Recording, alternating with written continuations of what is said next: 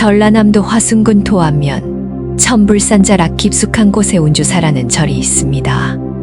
이 절은 다른 절과는 사뭇 다른 분위기를 풍기지요. 보통의 사찰이 단아하고 정갈한 모습을 하고 있다면 운주사는 마치 돌로 빚어낸 거대한 숲처럼 느껴집니다. 천 개의 답과 천 개의 불상이 산비탈 곳곳에 흩어져 있는데 그 모습이 어찌나 장관인지 처음 이곳을 찾는 이들은 숨이 멎을 듯한 경이로움을 느끼곤 합니다. 절 입구에서부터 산 꼭대기까지 크고 작은 석탑들이 마치 하늘을 향해 손을 뻗은 듯 서 있고 그 사이사이에 부처님들이 자비로운 미소를 띤 채 세상을 내려다보고 계시지요. 어떤 분은 가부좌를 들고 앉아 계시고 어떤 분은 서서 먼 곳을 바라보고 계십니다. 그런데 유독 산 중턱에는 일어나지 못하고 누워 계신 부처님이 계십니다. 사람들은 이 누워 계신 부처님을 와불이라 부르며 천년이 넘도록 이 분이 일어나시기만을 기다려왔습니다. 운주사가 언제 세워졌는지 정확히 아는 이는 없습니다. 다만 신라 말기 나라가 어지럽고 백성들의 삶이 피폐해지던 그 시절에 이 절이 만들어졌다고 전해지지요. 기록에 따르면 이 땅의 기운을 바로잡고 새로운 세상을 열기 위해 지어졌다고 하니 처음부터 범상치 않은 목적을 품고 태어난 절이라 할 수 있겠습니다. 천불천탑이라는 이름에서 알 수 있듯이 이곳에는 1000개의 불상과 1000개의 탑이 있었다고 하는데 세월이 흐르면서 많이 사라지고 지금은 그보다 적은 수만 남아 있습니다. 그러나 남아있는 것만으로도 이곳이 얼마나 대단한 곳인지 충분히 짐작할 수 있지요. 도대체 누가 어떻게 이 많은 탑과 불상을 세웠단 말입니까? 사람들은 이 불가사의한 일을 설명하기 위해 하나의 전설을 만들어냈습니다. 아니, 어쩌면 전설이 아니라 실제로 벌어진 일인지도 모릅니다. 오늘 여러분께 들려드릴 이야기는 바로 그 전설입니다. 도선국사라는 위대한 스님이 하룻밤 사이에 1000개의 탑과 1000개의 불상을 세우려 했던 이야기, 그리고 새벽닭 이후로 그 일이 끝내 완성되지 못한 이야기입니다. 무엇보다 지금도 누워 계신 와불이 왜 일어나지 못하셨는지, 그리고 이 부처님이 일어나시는 날 어떤 일이 벌어진다는 것인지 그 비밀을 낱낱이 파헤쳐보려 합니다. 과연 도선국사는 무엇을 위해 이토록 거대한 일을 벌였던 것일까요? 그리고 그 일을 방해한 자는 누구였을까요? 자, 본격적으로 시작하기 전에 구독과 좋아요 버튼을 살짝 눌러보세요. 댓글에 나무 아미탑을 남겨주시면 그 공덕이 여러분께 평안으로 돌아가길 축원드립니다. 이제 1000년 전 그날 밤으로 여러분을 안내하겠습니다. 신라가 저물어 가던 시절이었습니다. 한때 찬란했던 천년 왕국은 안으로는 권력 다툼에 시달리고 밖으로는 반란의 불길이 사방에서 치솟고 있었지요. 왕은 궁궐 안에서 권신들의 눈치를 보며 하루하루를 버텼고 백성들은 무거운 세금과 기근에 허덕이며 살아갈 희망을 잃어가고 있었습니다. 저잣거리에는 굶주린 아이들이 울부짖었고 산과 들에는 도적대가 들끓었습니다. 하늘조차 인간 세상을 외면한 듯 봄에는 가뭄이 들고 여름에는 홍수가 나며 가을에는 메뚜기떼가 논밭을 휩쓸었습니다. 사람들은 수군거렸습니다. 이 나라에 무슨 큰 잘못이 있어 하늘이 이토록 노하시는 것이냐고요. 그러나 그 답을 아는 이는 아무도 없었습니다. 다만 모두가 어렴풋이 느끼고 있었지요. 이 세상이 끝을 향해 치닫고 있다는 것을. 그 시절 전라도 땅 깊숙한 산속에 한 스님이 살고 있었습니다.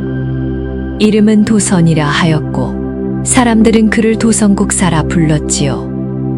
그는 어린 나이에 출가하여 불법을 익혔으나 단순히 경전만 읽는 스님은 아니었습니다. 그에게는 특별한 재주가 있었으니 바로 땅의 기운을 읽는 능력이었습니다. 산의 영세를 보면 그 산이 품은 기운이 보였고 물줄기의 흐름을 보면 그 땅에 깃든 복과 화가 읽혔지요. 사람들은 이러한 학문을 풍수질이라 불렀고 도선국사는 그 분야에서 당대 최고의 경지에 오른 분이었습니다. 왕실에서도 그의 명성을 듣고 궁궐로 불렀으나 스님은 번번이 거절하였습니다. 속세의 권력에는 관심이 없었던 것이지요. 그가 원하는 것은 오직 하나, 고통받는 중생들을 구제하는 것이었습니다. 도선국사가 천불산에 처음 발을 디딘 것은 어느 늦가을이었습니다. 그때 스님의 나이 40을 갓 넘긴 무렵이었지요. 전국 팔도를 돌아다니며 땅의 기운을 살피던 스님은 이 산에 이르러 걸음을 멈추었습니다. 무언가 이상한 기운이 느껴졌던 것입니다. 스님은 산 입구에 서서 한참 동안 주변을 살폈습니다. 산세가 범상치 않았습니다. 동쪽으로는 완만한 능선이 용이 꿈틀거리듯 이어져 있었고 서쪽으로는 가파른 절벽이 마치 칼날처럼 서 있었습니다. 북쪽에는 우뚝 솟은 봉우리가 하늘을 찌를 듯하였고 남쪽으로는 넓은 골짜기가 펼쳐져 있었지요. 스님의 눈이 점점 깊어졌습니다. 이곳에는 분명 엄청난 기운이 감추어져 있었습니다. 그러나 그 기운이 제대로 흐르지 못하고 막혀 있었던 것입니다. 스님은 지팡이를 짚고 산속으로 들어갔습니다. 낙엽이 바스락거리는 소리가 고요한 산을 채웠고 차가운 바람이 스님의 옷자락을 스쳤습니다. 깊이 들어갈수록 묘한 느낌이 강해졌습니다. 마치 거대한 존재가 땅 속에서 숨을 쉬고 있는 것 같았지요. 스님은 한 바위 앞에서 걸음을 멈추었습니다. 크기가 사람 키의 서너 배는 되는 거대한 바위였는데 그 모양이 마치 누워있는 사람 같았습니다. 스님은 바위 위에 손을 얹었습니다. 순간 전율이 온몸을 훑고 지나갔습니다. 이 바위 안에는 무언가가 잠들어 있었습니다. 아주 오래전부터, 이 세상이 시작되기 전부터 잠들어 있던 무언가가. 스님은 눈을 감고 바위의 기운을 읽었습니다. 그리고 마침내 깨달았습니다. 이것이 무엇인지를. 그날 밤 스님은 산속 작은 동굴에서 참선에 들었습니다. 그리고 꿈을 꾸었지요. 꿈속에서 스님은 구름 위에 서 있었습니다. 아래로 조선 팔도가 한눈에 내려다 보였습니다. 그런데 이상한 일이었습니다. 땅이 기울어져 있었던 것입니다. 동쪽은 높이 치솟아 있고 서쪽은 낮게 가라앉아 마치 기울어진 쟁반 위에 물이 흐르듯 모든 것이 서쪽으로 쏠려 있었습니다. 그리고 그 기울어진 틈새로 검은 기운이 스멀스멀 스며들고 있었지요. 스님은 쏘스라치게 놀랐습니다. 저것이 무엇인가? 땅을 좀 먹고 있는 저 검은 것은 꿈속에서 누군가의 목소리가 들려왔습니다. 그것은 탐욕이니라, 분노이니라, 어리석음이니라. 인간들이 뿌린 삼독의 씨앗이 자라 땅을 병들게 하고 있느니라. 스님은 물었습니다. 어찌하면 이 땅을 구할 수 있습니까? 목소리가 대답했습니다. 서쪽 땅을 높이 세워라. 1000개의 탑으로 땅을 바치고 1000개의 부처로 중생을 깨우쳐라. 그리하면 기울어진 세상이 바로 서리라. 스님은 꿈에서 깨어났습니다. 동굴 밖으로 새벽빛이 스며들고 있었지요. 스님은 한참 동안 움직이지 않고 앉아 있었습니다. 꿈에서 들은 말이 머릿속에서 맴돌았습니다. 1000개의 탑, 1000개의 부처. 그것이 가능한 일인가? 사람의 힘으로 어찌 그 많은 것을 세울 수 있단 말인가? 그러나 스님의 가슴 속에는 이미 불꽃이 피어오르고 있었습니다. 해야 한다. 중생을 구하기 위해서라면 해야 한다. 스님은 천천히 일어나 동굴 밖으로 나왔습니다. 아침 해가 떠오르고 있었습니다. 스님은 떠오르는 해를 바라보며 조용히 다짐했습니다. 반드시 이 일을 완수하리라. 이 땅을 바로 세우리라. 그리하여 고통받는 모든 중생을 구제하리라. 며칠 후 스님은 인근 마을로 내려갔습니다. 마을은 작고 가난했습니다. 집들은 낡아 금방이라도 무너질 것 같았고 마당에서 놀던 아이들은 앙상하게 마른 몸에 누더기 옷을 걸치고 있었지요. 스님은 마을 어귀의 정자나무 아래에서 사람들을 불러 모았습니다. 소문을 들은 사람들이 하나둘 모여들었습니다. 어떤 이는 호기심 어린 눈으로, 어떤 이는 의심 가득한 눈으로 스님을 바라보았지요. 스님은 사람들을 둘러보며 입을 열었습니다. 이 땅이 병들어가고 있소. 그대들도 느끼지 않소. 해마다 흉년이 들고 전염병이 돌며 도적대가 기승을 부리는 것을. 이것은 모두 이 땅의 기운이 기울어졌기 때문이요. 사람들이 옹성거렸습니다. 스님, 그게 무슨 말씀이십니까? 땅의 기운이 기울어지다니요. 스님은 천천히 설명했습니다. 이 세상은 기운으로 이루어져 있어. 좋은 기운이 돌면 만물이 번성하고 나쁜 기운이 돌면 만물이 시들어가지요. 지금 이 땅에는 나쁜 기운이 가득 차 있소. 그것은 인간들이 오랜 세월 쌓아온 탐욕과 분노와 어리석음 때문이요. 이대로 두면 이 땅은 머지않아 완전히 황폐해질 것이요. 사람들의 얼굴에 두려움이 스쳤습니다. 그렇다면 스님, 어찌해야 합니까? 우리가 무엇을 할 수 있습니까? 스님이 말했습니다. 나는 이 산에 1000개의 탑과 1000개의 부처를 세우려 하오. 그것으로 기울어진 땅을 바로 세우고 나쁜 기운을 몰아내려 하오. 사람들은 어안이 벙벙해졌습니다. 1000개의 탑이라니, 1000개의 부처라니. 그런 일이 어찌 가능하단 말입니까? 스님은 미소를 지었습니다.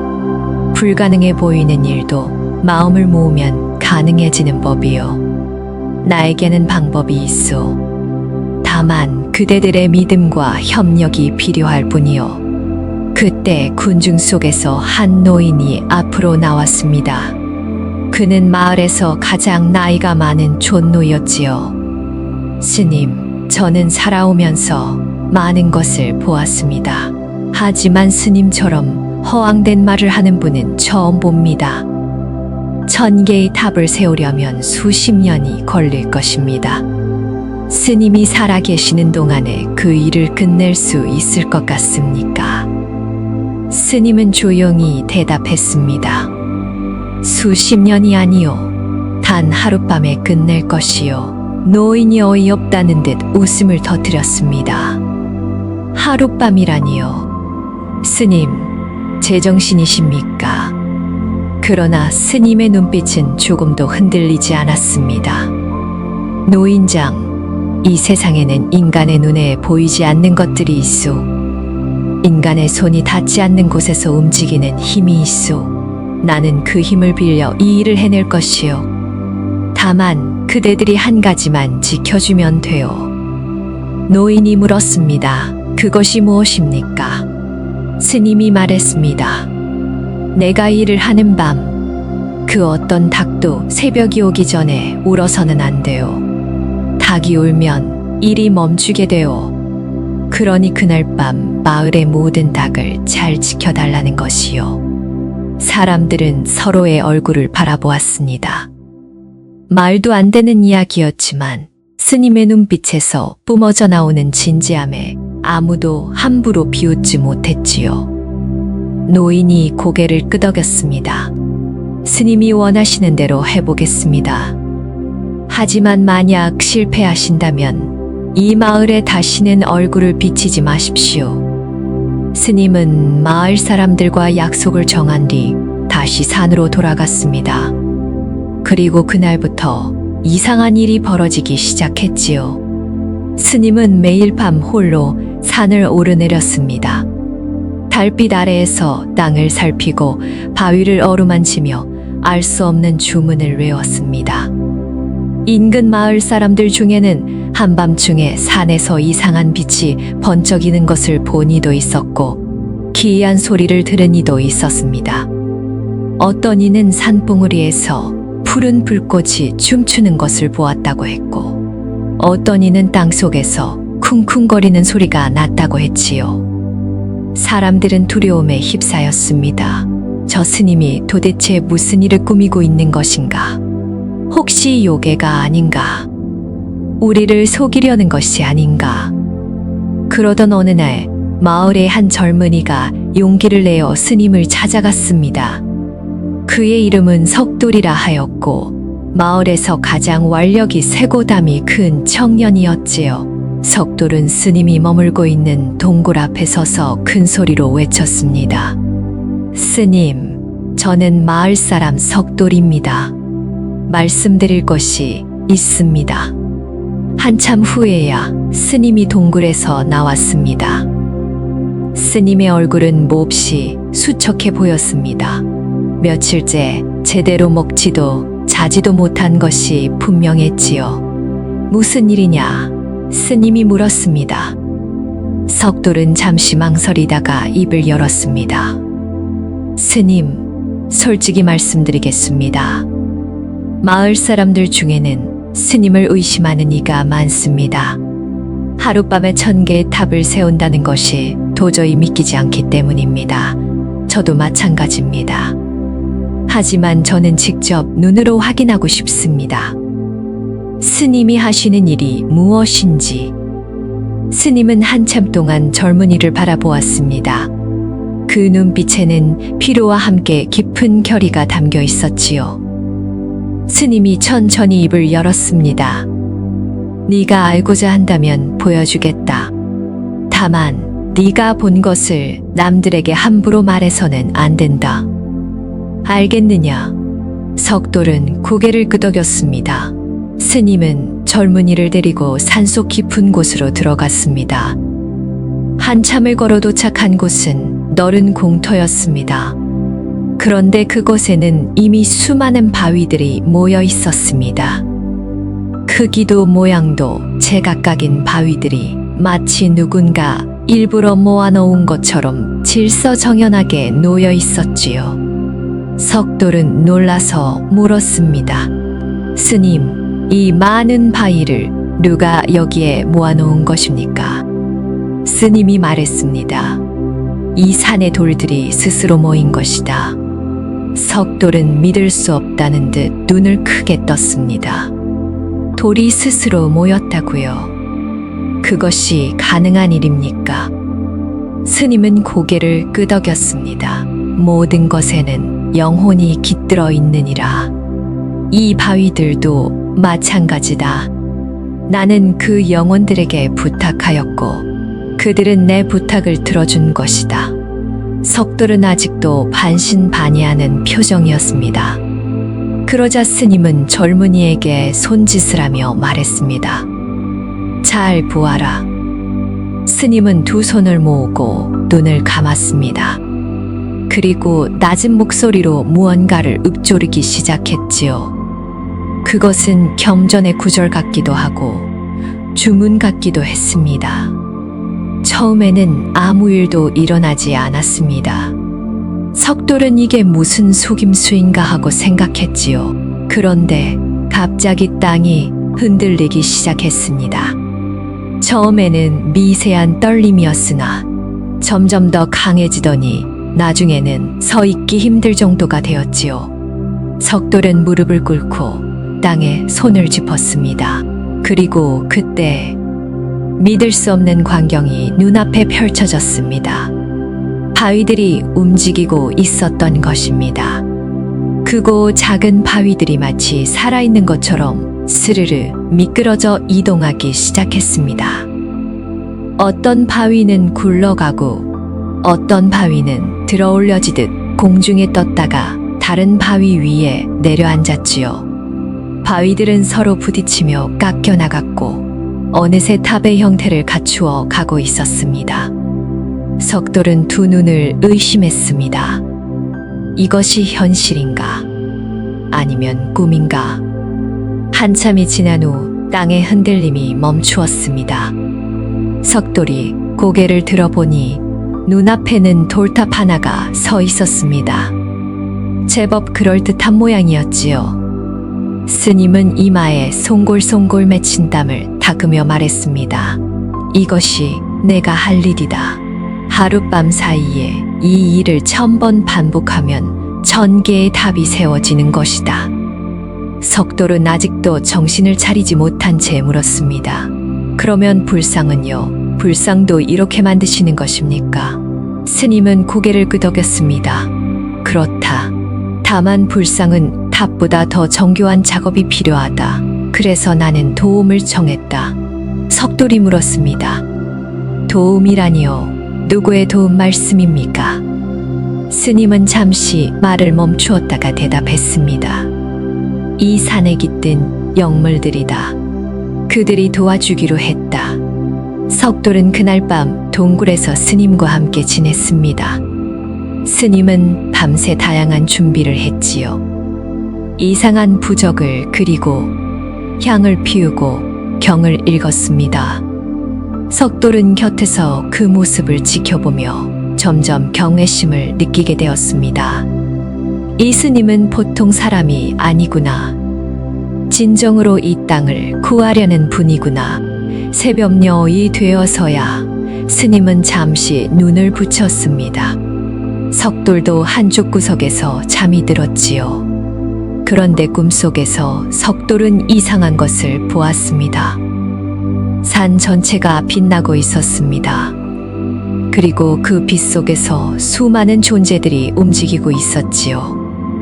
어떤 것은 사람 같기도 하고 어떤 것은 짐승 같기도 했습니다. 그들은 모두 무언가를 만들고 있었습니다. 탑을, 불상을. 그 광경이 어찌나 신비로웠는지 석돌은 넋을 잃고 바라보았습니다. 꿈에서 깨어났을 때 이미 해가 중천에 떠 있었습니다. 스님은 어느새 일어나 밖에서 무언가를 하고 있었지요. 석돌은 몸을 일으켜 동굴 밖으로 나갔습니다. 그리고 다시 한번 놀라움에 사로잡혔습니다.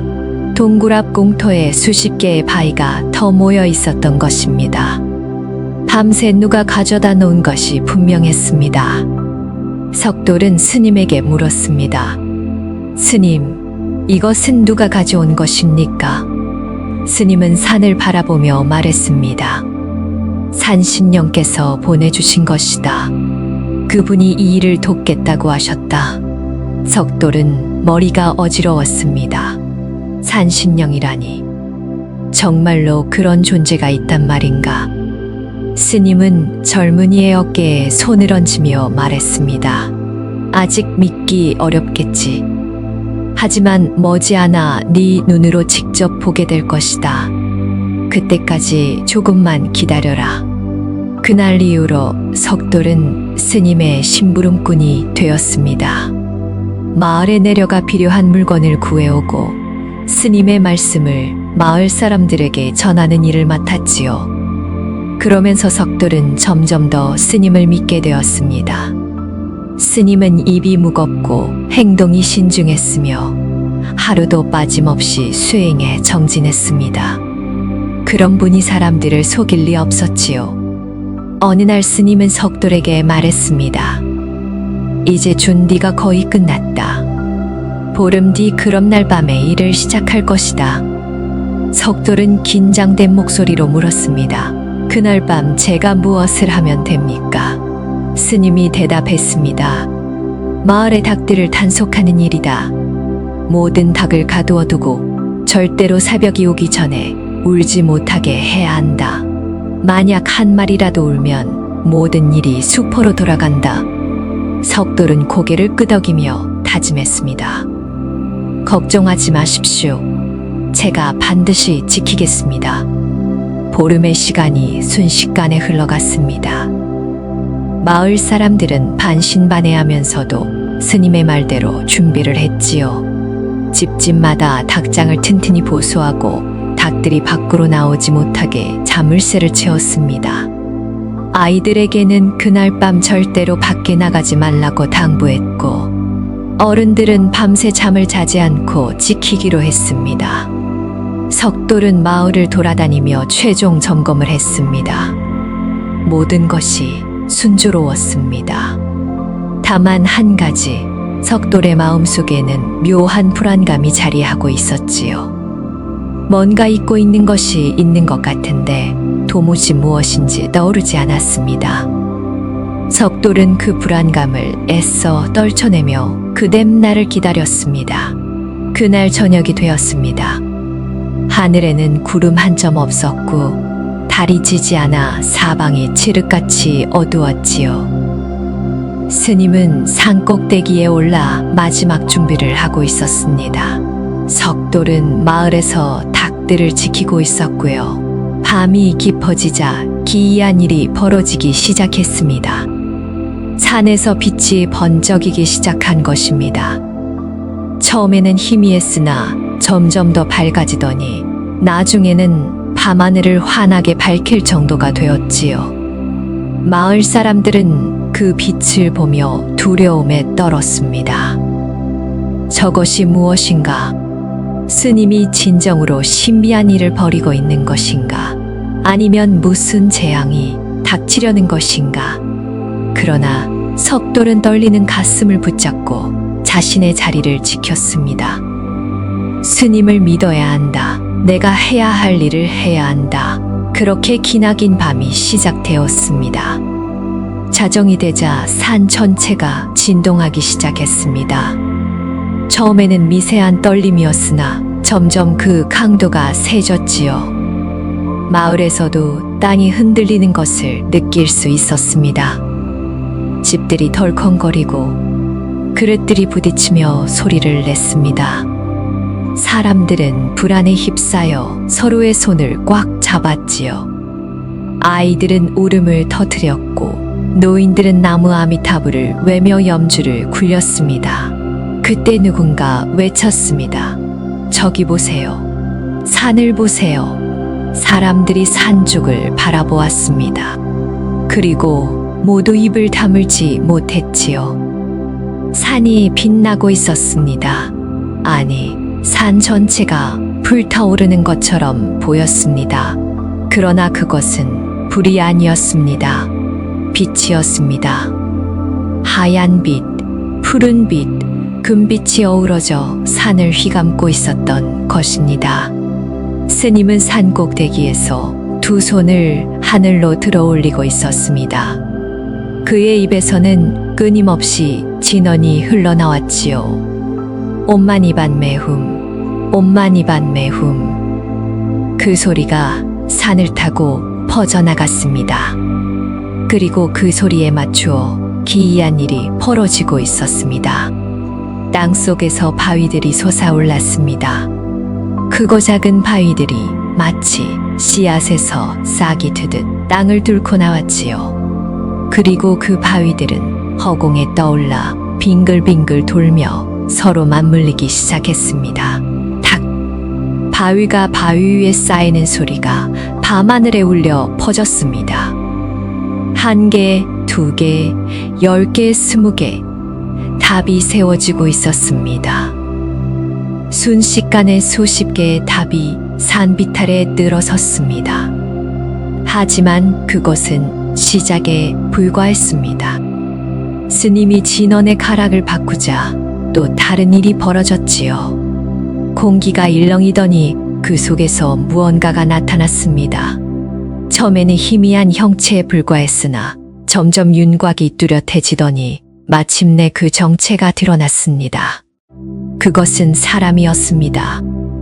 아니, 사람처럼 보이는 것이었지요. 키는 사람의 2배쯤 되었고 온몸에서 은은한 빛이 뿜어져 나왔습니다. 얼굴은 보이지 않았으나 그 존재가 품은 기운은 범상치 않았지요. 하나, 둘, 셋. 그런 존재들이 수십, 수백 명 나타났습니다. 그들은 스님에게 고개를 숙여 인사를 하더니 각자 흩어져 일을 시작했습니다.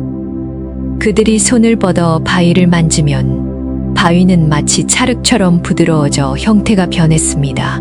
거친 바위가 매끄러운 표면이 되고 둥근 덩어리가 얼굴의 윤곽이 되었지요. 그들은 놀라운 속도로 불상을 빚어내고 있었습니다.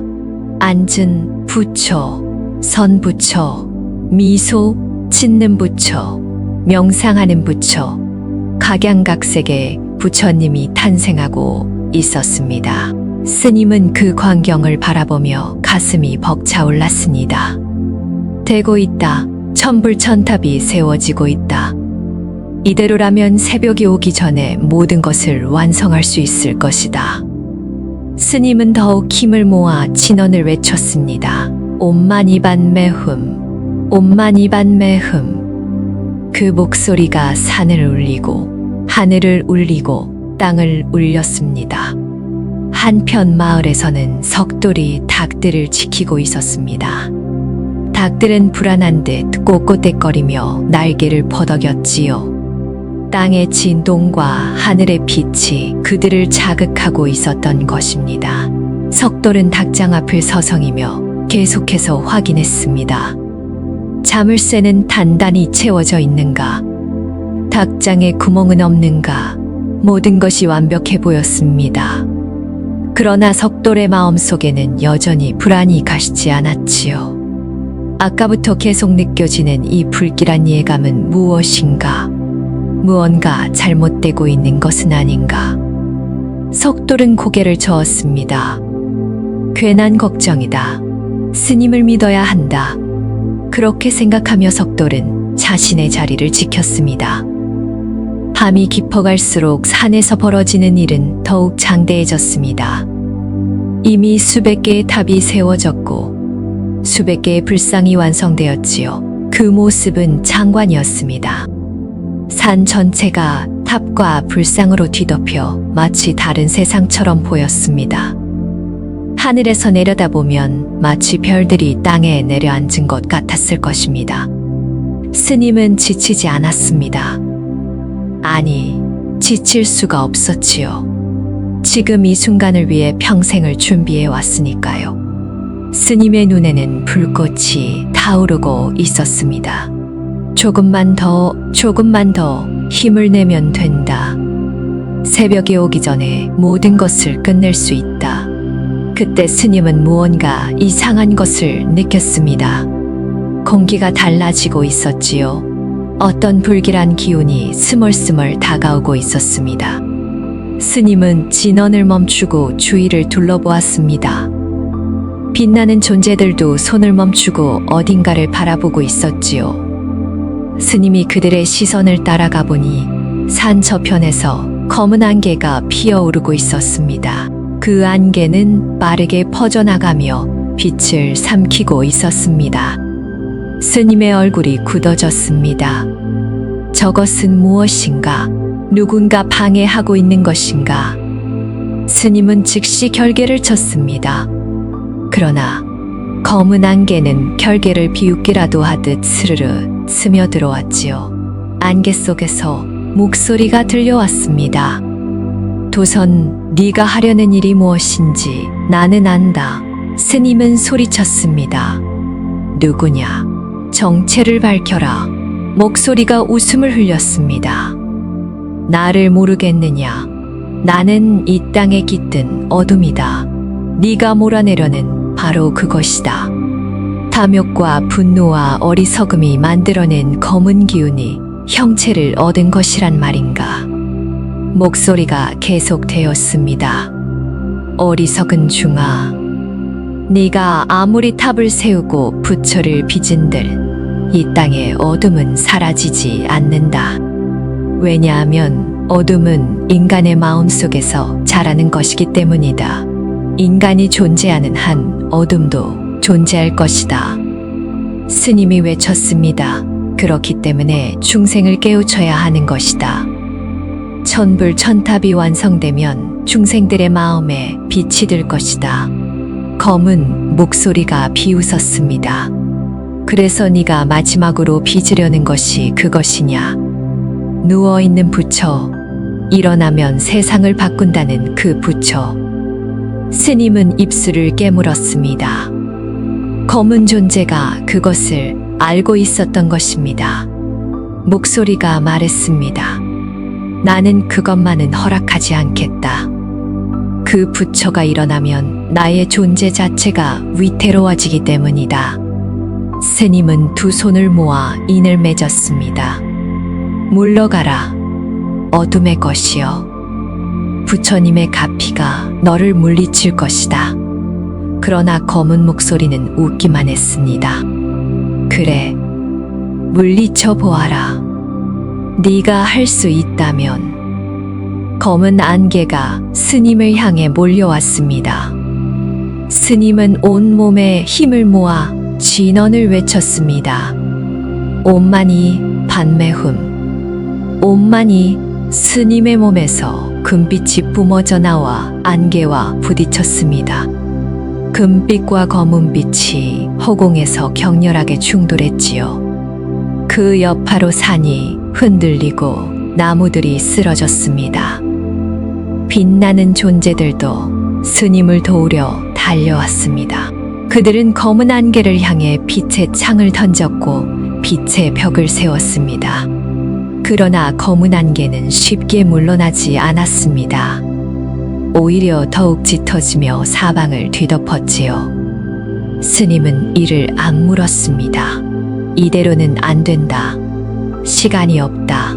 새벽이 오기 전에 마지막 불상을 완성해야 한다. 스님은 결단을 내렸습니다. 빛나는 존재들에게 외쳤지요. 너희는 계속 탑과 불상을 만들어라. 나는 저 어둠을 상대하겠다. 존재들이 대답했습니다. 스님, 위험합니다. 혼자서는 상대할 수 없습니다. 스님이 말했습니다. 걱정하지 마라. 나는 죽음을 두려워하지 않는다. 다만 이 일을 완수하지 못하는 것이 두려울 뿐이다. 자, 어서 가서 일을 해라. 시간이 없다. 빛나는 존재들은 망설이다가 고개를 숙이고 물러났습니다. 그리고 다시 탑을 쌓고 불상을 빚기 시작했지요. 스님은 검은 안개를 향해 한 걸음 한 걸음 다가갔습니다. 두려움은 없었습니다. 오직 결의만 있을 뿐이었지요. 스님은 검은 안개 앞에 섰습니다. 어둠이여, 너와 내가 이 자리에서 승부를 내자. 검은 안개가 스님을 휘감았습니다. 스님의 온몸에 전율이 흐르는 것을 느꼈지요. 마치 얼음물에 빠진 것처럼 뼛속까지 시려왔습니다. 그러나 스님은 물러서지 않았습니다. 두 손을 모아 인을 맺고 진언을 외쳤습니다. 나무아미타불. 그 소리가 어둠을 찢고 퍼져나갔습니다. 검은 안개가 지지직거리며 물러났다가 다시 덮쳐왔습니다. 스님은 눈을 감았습니다. 마음을 비우고 오직 부처님의 가피에 의지했지요. 그러자 스님의 몸에서 금빛이 뿜어져 나왔습니다. 그 빛은 검은 안개를 밀어내며 스님을 보호했습니다. 어둠의 목소리가 울려 퍼졌습니다. 참으로 끈질기구나. 그러나 네가 아무리 버틴들 결과는 같다. 나는 영원히 사라지지 않는다. 스님이 대답했습니다. 영원히 사라지지 않는다 해도 천불천탑이 완성되면 이 땅의 기운이 바로 서고 너의 힘은 약해질 것이다. 어둠이 비웃었습니다. 그래서 네가 빚으려는 것이 저 누운 부처란 말이냐. 눕혀진 채로 두어야 할 것을. 스님의 눈이 번뜩였습니다. 무슨 뜻이냐? 어둠이 말했습니다. 저 부처가 일어나면 이 세상에 미르게 시대가 열린다. 그러면 나는 존재할 수 없게 된다. 그래서 나는 어떻게 해서든 저 부처가 일어나지 못하게 막을 것이다. 스님은 이를 악물었습니다. 내 뜻대로 되지 않을 것이다. 스님은 더욱 강하게 진언을 외쳤습니다. 금빛이 폭발하듯 뿜어져 나와 검은 안개를 밀어냈습니다. 어둠이 비명을 질렀지요. 으아, 아. 그러나 곧 다시 형체를 갖추며 달려들었습니다. 스님과 어둠의 싸움이 계속되었습니다. 금빛과 검은빛이 번갈아 번쩍였고 산이 흔들리고 하늘이 울었습니다. 시간이 흘러갔습니다. 스님의 체력은 한계에 다다르고 있었지요. 그러나 스님은 멈추지 않았습니다. 멈출 수 없었습니다. 중생을 위해, 이 땅을 위해 반드시 이 일을 완수해야 했습니다. 그 사이 빛나는 존재들은 쉬지 않고 일하고 있었습니다. 탑은 이미 900을 넘어섰고 불상도 900 가까이 완성되었지요. 그들은 점점 빨라지는 속도로 작업을 이어갔습니다. 새벽이 다가오고 있었기 때문입니다. 동쪽 하늘이 조금씩 밝아지고 있었지요. 그들은 초조해하며 손을 놀렸습니다. 서둘러야 한다. 새벽이 오기 전에 끝내야 한다. 하지만 아직 100개의 탑과 100개의 불상이 남아 있었습니다. 그리고 무엇보다 중요한 마지막 불상, 누운 부처가 완성되지 않았지요. 그들 중 하나가 외쳤습니다. 스님, 시간이 없습니다. 마지막 불상은 어찌합니까? 스님은 어둠과 싸우면서도 그 소리를 들었습니다. 스님은 잠시 망설이다가 소리쳤습니다. 내가 가겠다. 너희는 나머지 탑과 불상을 완성해라. 어둠이 비웃었습니다. 가겠다고. 내가 보내줄 것 같으냐? 스님은 이를 악물고 결단을 내렸습니다. 어둠에게 등을 보이고 달리기 시작했지요. 어둠이 스님을 뒤쫓았습니다. 그러나 스님은 멈추지 않았습니다. 온 힘을 다해 달렸습니다. 산을 내려가고 계곡을 건너 마지막 불상이 놓여 있는 곳으로 향했습니다. 어둠이 등 뒤에서 소리쳤습니다. 어리석은 중아, 네가 아무리 달려도 소용없다. 나는 너보다 빠르다. 스님의 몸이 흔들렸습니다.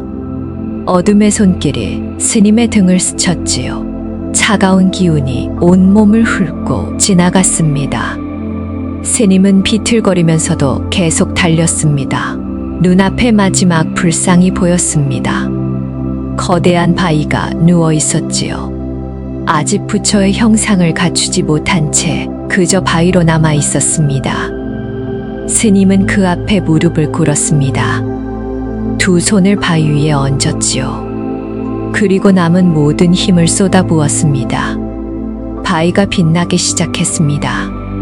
서서히 형태가 변하고 있었지요. 얼굴에 윤곽이 드러나고 눈과 코와 입이 생겨났습니다. 누운 부처님의 모습이 나타나고 있었습니다. 어둠이 달려들었습니다. 안 돼, 절대로 안 돼. 저 부처를 완성시켜서는 안 돼. 검은 손이 스님의 목을 조르려 했습니다. 그러나 스님은 놓지 않았습니다. 바위에서 손을 떼지 않았지요. 죽어도 좋다.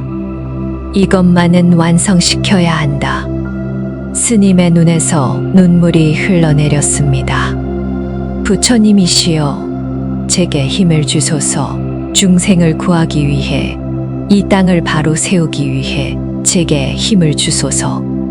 스님의 기도가 하늘에 닿았는지 갑자기 금빛이 폭발하듯 솟구쳤습니다. 그 빛은 어둠을 밀어내고 온 산을 환하게 비추었습니다. 누운 부처의 얼굴이 완성되어 가고 있었습니다. 자비로운 미소, 반쯤 감긴 눈, 은은한 광채, 완성이 눈앞이었습니다. 스님은 마지막 힘을 짜냈습니다. 조금만 더 하면 된다. 이제 이 부처를 일으켜 세우기만 하면 된다. 그때 어둠이 외쳤습니다. 이래도 안 물러나겠느냐? 그렇다면 다른 방법을 쓰겠다. 어둠이 갑자기 몸을 돌려 어디론가 사라졌습니다. 스님은 당황했지요. 저놈이 어디로 가는 것인가? 무슨 꾀를 꾸미려는 것인가? 그러나 지금은 그것을 신경 쓸 때가 아니었습니다. 스님은 다시 바위에 집중했습니다. 완성해야 한다. 어서 완성하고 일으켜 세워야 한다. 멀리 마을 쪽에서 소리가 들려왔습니다. 꽃기호, 닭 울음소리였습니다. 스님의 얼굴이 하얗게 찔렸습니다. 아니, 아직 새벽이 아닌데 왜 닭이 우는 것인가? 그러나 한번 시작된 닭 울음은 멈추지 않았습니다. 한 마리가 울자 다른 마리도 따라 울었습니다. 꽃기호, 꽃기호. 마을 전체에 닭 울음소리가 울려 퍼졌습니다. 스님의 손에서 힘이 빠져나갔습니다. 바위에서 금빛이 사그라들었지요. 스님의 입에서 탄식이 새어 나왔습니다. 끝났다. 모든 것이 끝났다. 빛나는 존재들이 하나둘 사라지기 시작했습니다. 그들의 힘은 밤에만 작용하는 것이었지요. 닭이 울어 새벽이 왔음을 알리자 그들은 더 이상 이 세상에 머물 수 없었습니다. 탑을 쌓던 손이 멈추고 불상을 빚던 손이 거두어졌습니다. 990개의 탑이 서 있었고 990개의 불상이 완성되어 있었지요. 그러나 마지막 10개씩은 끝내 완성되지 못했습니다. 그리고 무엇보다 르은 부처님이 일어나지 못했습니다. 스님은 바위 앞에 쓰러져 울부짖었습니다. 왜 이렇게 되어야 합니까? 조금만 더 시간이 있었더라면, 조금만 더. 마을에서는 석돌이 경악에 빠져 있었습니다. 닭울음 소리가 난 것은 그의 집이 아니었습니다. 마을 끝자락에 있는 외딴 집이었지요. 그 집에는 늙은 과부 할멈이 살고 있었는데 그녀는 마을 사람들의 약속을 어기고 닭을 풀어놓았던 것입니다. 석돌이 그 집으로 달려갔을 때는 이미 늦은 뒤였습니다. 할멈이 말했습니다. 어젯밤에 이상한 사람이 와서 그러더군요. 닭을 풀어놓으면 큰 재물을 주겠다고요. 그래서 그냥. 석돌은 분노의 치를 떨었습니다. 그 이상한 사람이 누구냐고 물었지요. 할멈은 고개를 저었습니다. 얼굴은 못 봤어요. 그저 검은 그림자 같았지요. 어둠이 한 짓이었다. 어둠이 할멈을 꿰어 닭을 울게 만든 것이었다. 석돌은 산으로 달려갔습니다. 스님을 찾아야 했습니다. 한참을 헤매다 마침내 스님을 발견했지요. 스님은 누운 바위 앞에 쓰러져 있었습니다. 얼굴은 창백했고 숨결은 가늘었습니다. 석돌은 스님을 부축해 일으켰습니다. 스님, 정신 차리세요. 스님이 힘겹게 눈을 떴습니다. 석돌, 네가 왔구나. 아돈, 석돌은 눈물을 흘리며 말했습니다. 죄송합니다, 스님. 제가 닭을 제대로 지키지 못했습니다. 스님이 힘없이 웃었습니다. 내 잘못이 아니다. 어둠이 한 짓이다. 석돌은 물었습니다. 이제 어찌하면 됩니까? 다시 시도할 수는 없습니까? 스님은 고개를 저었습니다. 기회는 단 한 번뿐이었다. 하늘과 땅과 귀신의 힘이 모이는 밤은 천년에 한 번뿐이다. 그것을 놓쳤으니 다시는 같은 일을 할 수 없다. 석돌의 눈에서 눈물이 쏟아졌습니다. 그러면 이 땅은 어찌 됩니까? 영영 기울어진 채로 있어야 합니까? 스님은 누운 바위를 바라보았습니다. 이 부처님이 있다. 비록 일어나지 못하셨지만 이 분이 누워 계시는 것만으로도 어둠의 기운을 누를 수 있다. 그리고 언젠가 때가 되면 이 부처님이 일어나실 것이다.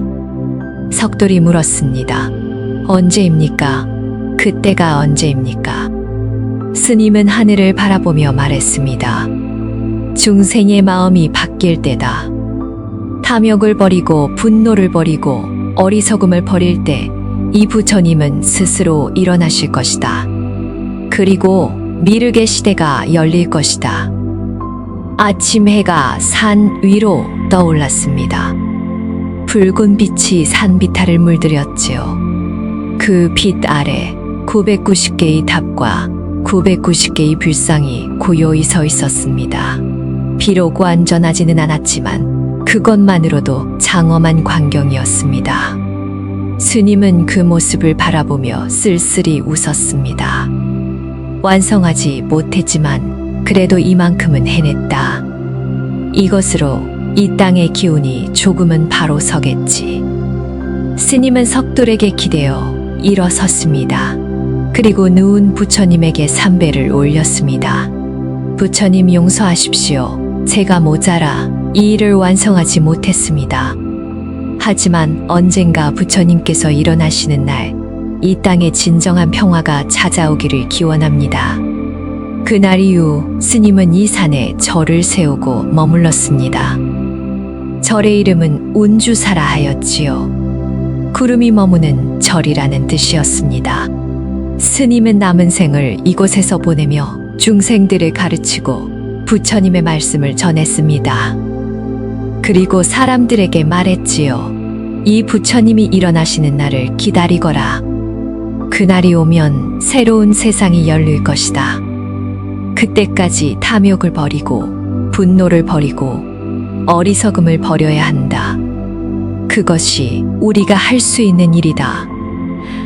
사람들은 스님의 말을 마음에 새겼습니다. 그리고 대대로 전했지요. 운주사의 와불이 일어나는 날 미륵의 세상이 온다고. 세월이 흘러 스님의 나이 70이 되었습니다. 머리카락은 백발이 되었고 얼굴에는 주름이 가득 새겨졌지요. 그러나 눈빛만은 여전히 맑고 깊었습니다. 스님은 매일 아침 누운 부처님 앞에서 예불을 올렸습니다. 비가 오나 눈이 오나 한 번도 거르지 않았지요. 그리고 기도했습니다. 언젠가 이 부처님이 일어나시기를, 중생들의 마음이 깨어나 어둠이 물러가기를. 그것이 스님의 유일한 소원이었습니다. 어느 날 밤 스님은 꿈을 꾸었습니다.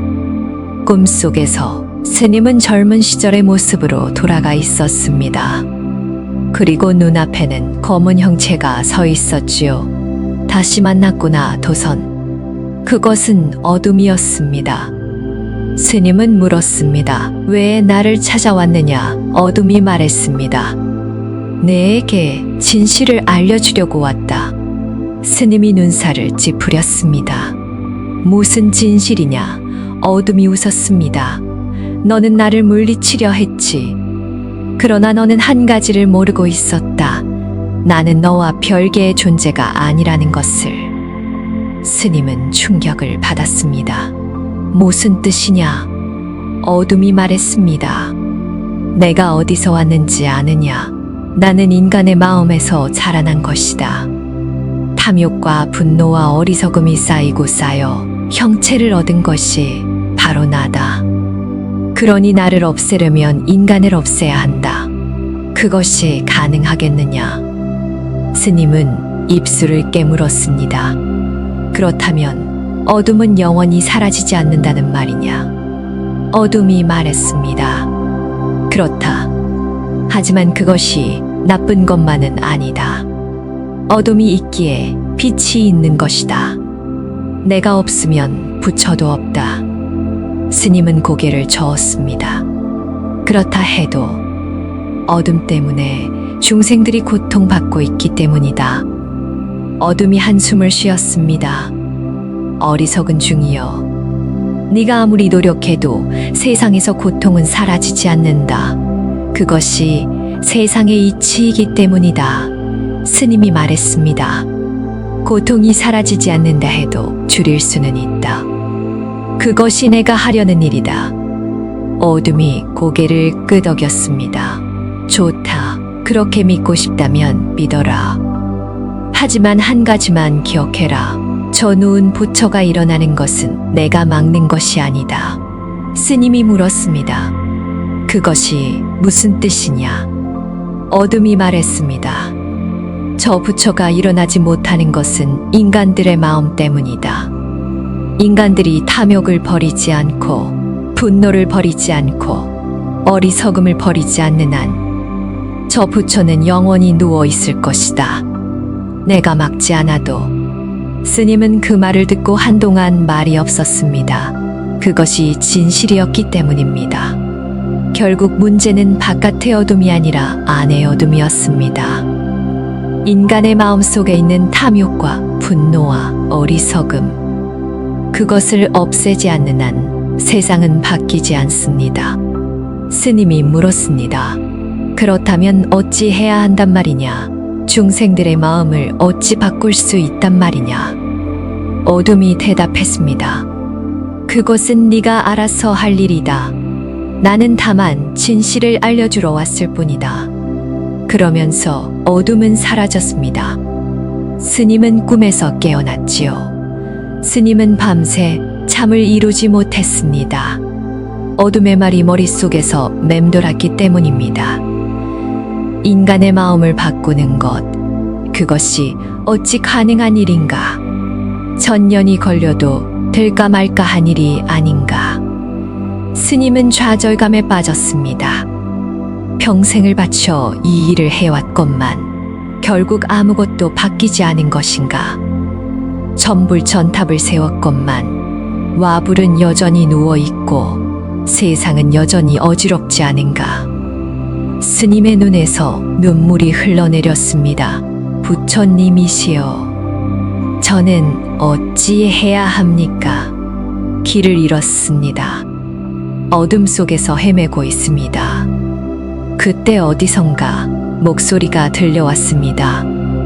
도선아. 스님은 고개를 들었습니다. 방 안에는 아무도 없었지요. 그러나 목소리는 분명히 들렸습니다.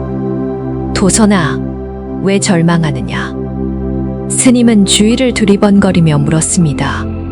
누구십니까? 어디 계십니까? 목소리가 대답했습니다. 나는 네가 평생 모셔온 분이다. 스님의 눈이 커졌습니다. 부처님이십니까? 목소리가 부드럽게 말했습니다. 그렇다. 나는 네가 만든 불상에 깃들어 있다. 너의 정성과 기도가 나를 이곳에 불러낸 것이다. 스님은 급히 바닥에 엎드렸습니다. 부처님, 저는 너무 어리석어 길을 잃었습니다. 어둠의 말이 맞는 것입니까? 제가 한 일은 모두 헛된 것입니까? 목소리가 말했습니다. 네가 한 일은 헛되지 않았다. 천불천탑이 세워지면서 이 땅의 기운이 조금이나마 바로 섰다. 그리고 네가 전한 가르침이 많은 이들의 마음속에 씨앗처럼 심어졌다. 그 씨앗은 언젠가 꽃을 피울 것이다. 스님이 물었습니다. 하지만 와불은 아직 일어나지 않았습니다. 언제 일어나실 수 있습니까? 목소리가 대답했습니다. 그것은 중생들에게 달린 일이다. 중생들의 마음이 깨어나면 와불은 스스로 일어날 것이다. 그때까지 너는 포기하지 말고 가르침을 전해야 한다. 스님은 눈물을 흘리며 말했습니다. 죽는 그날까지 그 일을 멈추지 않겠습니다. 목소리가 미소 지으며 말했습니다. 그것이 보살의 길이다. 고통 속에서도 희망을 잃지 않고 좌절 속에서도 전진을 멈추지 않는 것. 너는 잘하고 있다. 계속 그렇게 가거라. 그 말을 남기고 목소리는 사라졌습니다. 스님은 한참 동안 바닥에 엎드린 채 울었습니다. 기쁨의 눈물이었지요. 부처님이 직접 말씀해 주셨습니다. 헛되지 않았다고, 계속 가라고. 그날 이후 스님은 다시 힘을 얻었습니다. 매일 중생들을 만나 가르침을 전했고, 밤에는 와불 앞에서 기도를 올렸습니다. 스님의 말씀을 듣기 위해 먼 곳에서도 사람들이 찾아왔지요. 스님은 그들에게 말했습니다. 마음속에 탐욕을 버려라. 분노를 버려라. 어리석음을 버려라. 그러면 마음이 맑아지고 세상이 밝아질 것이다. 그리고 언젠가 이 부처님이 일어나실 때 우리는 미륵의 시대를 맞이하게 될 것이다. 사람들은 스님의 말씀을 마음에 새겼습니다. 그리고 각자의 삶 속에서 조금씩 변화를 만들어 갔지요. 세월이 더 흘러 스님의 나이 80이 되었습니다. 이제 몸은 쇠약해졌지만 정신만은 또렷했지요. 어느 봄날 스님은 제자들을 불러 모았습니다. 나의 때가 다가오고 있다. 스님이 말했습니다. 제자들이 울먹이며 말했습니다. 스님, 아직 가시면 안 됩니다. 저희에게는 아직 스님이 필요합니다. 스님은 미소를 지었습니다. 내가 가도 가르침은 남는다. 너희가 그 가르침을 이어가면 된다. 그리고 와부를 지켜라. 언젠가 이 부처님이 일어나시는 날, 너희가 그 증인이 되어야 한다. 스님은 마지막으로 와불 앞으로 갔습니다. 봄바람이 불어와 스님의 옷자락을 스쳤지요. 스님은 누운 부처님을 바라보며 말했습니다. 부처님, 저는 이제 갑니다. 비록 부처님을 일으켜 세우지는 못했지만 후회는 없습니다. 언젠가 중생들의 마음이 깨어나 부처님이 일어나시는 날, 저도 어딘가에서 그 모습을 보고 있겠지요. 그날까지 부디 이 땅을 지켜주십시오. 스님은 누운 부처님께 삼배를 올렸습니다. 그리고 조용히 눈을 감았습니다. 마치 잠이 드는 것처럼. 제자들이 달려왔을 때 스님은 이미 숨을 거두신 뒤였습니다. 얼굴에는 평화로운 미소가 번져 있었지요. 스님이 돌아가신 뒤에도 운주사는 유지되었습니다. 제자들이 뜻을 이어 절을 지키고 가르침을 전했지요. 그리고 와불에 대한 전설도 대대로 전해졌습니다. 이 부처님이 일어나는 날 새로운 세상이 온다고. 그 말을 믿는 이들이 끊이지 않았습니다. 백성들은 고된 삶 속에서도 희망을 잃지 않았지요. 언젠가 미륵의 시대가 올 것이라고. 그때가 되면 모든 고통이 끝나고 평화가 찾아올 것이라고. 그 믿음이 사람들을 지탱해 주었습니다. 그러나 세상은 쉽게 바뀌지 않았습니다.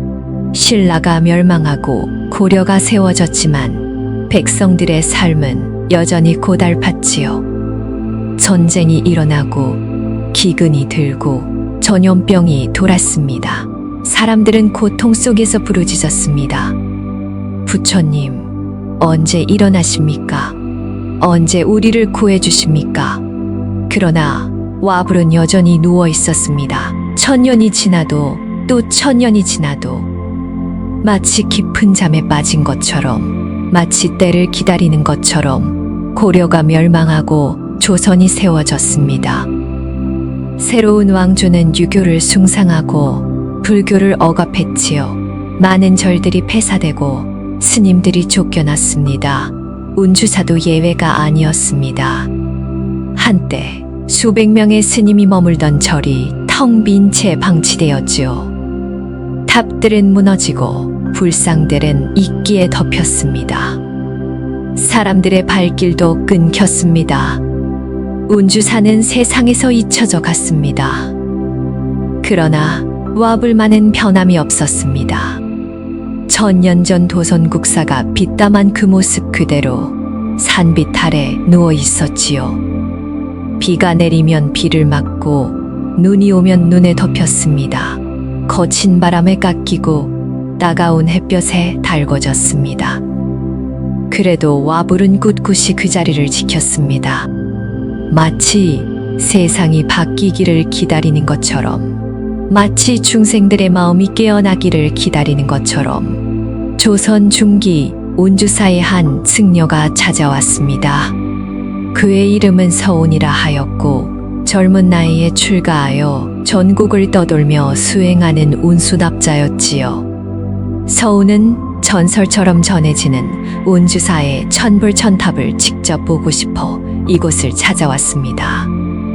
그러나 그가 본 것은 황폐해진 절터와 무너진 탑들 뿐이었지요. 서운은 처참한 광경에 마음이 아팠습니다. 한때 위대했던 곳이 이토록 허물어지다니, 이것이 세상 무상함이란 말인가.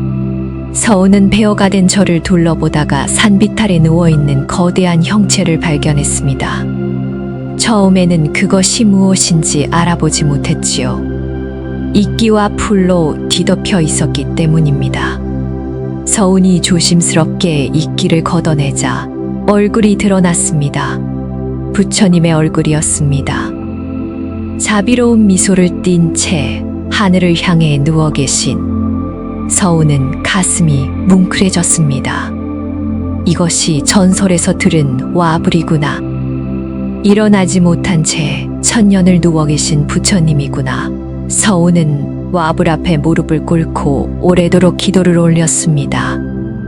부처님, 저를 여기로 이끌어 주셔서 감사합니다. 이 황폐한 곳에서 부처님을 만나게 되어 영광입니다. 기도를 마친 서운은 결심했습니다. 이곳에 머물기로요. 폐허가 된 저를 다시 일으켜 세우고 와불을 지키기로요. 서운은 빈손으로 왔지만 두려움은 없었습니다. 부처님이 함께 하시니 못할 것이 무엇이겠습니까?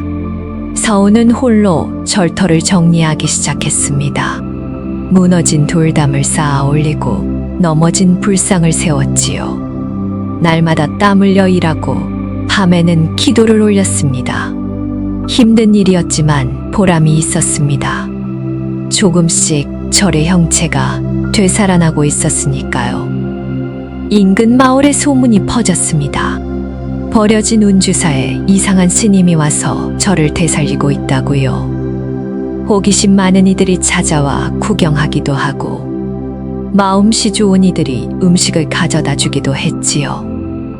어느 날 한 노인이 서운을 찾아왔습니다. 자, 노인은 다리를 절며 지팡이를 짚고 힘겹게 산을 올랐지요. 서운이 물었습니다. 어르신, 무슨 일로 이 험한 곳까지 오셨습니까? 노인은 헐떡거리며 대답했습니다. 스님, 저는 이 마을에서 태어나 평생을 살았습니다. 어릴 적 할아버지에게서 이 절에 대한 이야기를 많이 들었지요. 천불천탑의 전설, 그리고 일어나지 못한 부처님 이야기를. 서운이 고개를 끄덕였습니다. 그래서요, 노인이 말했습니다. 저도 이제 얼마 남지 않았습니다.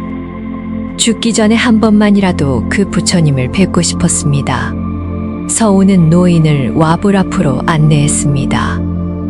노인은 누워 계신 부처님을 바라보며 눈물을 흘렸지요. 아, 이것이 그 부처님이구나.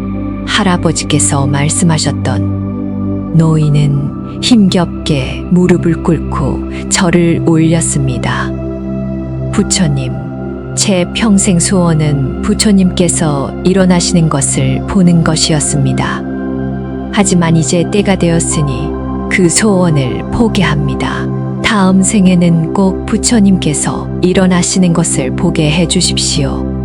노인은 한참 동안 기도를 올린 뒤 서운에게 작은 보자기를 건넸습니다.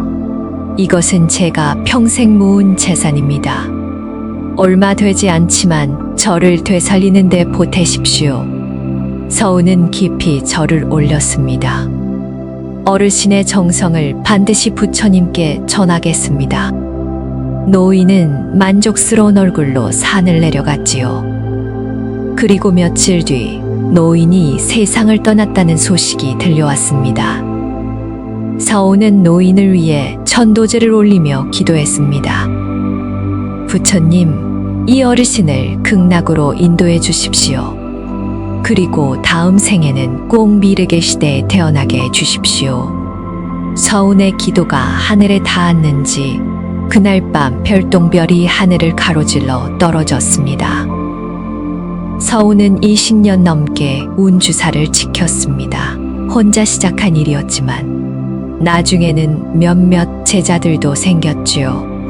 절은 완전히 되살아나지는 못했지만 그래도 사람들이 찾아와 기도할 수 있는 곳이 되었습니다. 와불에 대한 전설도 다시 퍼져나갔습니다. 이 부처님이 일어나시는 날 새로운 세상이 온다고요. 백성들은 고된 삶 속에서도 그 말을 믿으며 희망을 품었습니다. 서운은 나이가 들어 눈이 어두워지고 힘이 빠져갔습니다.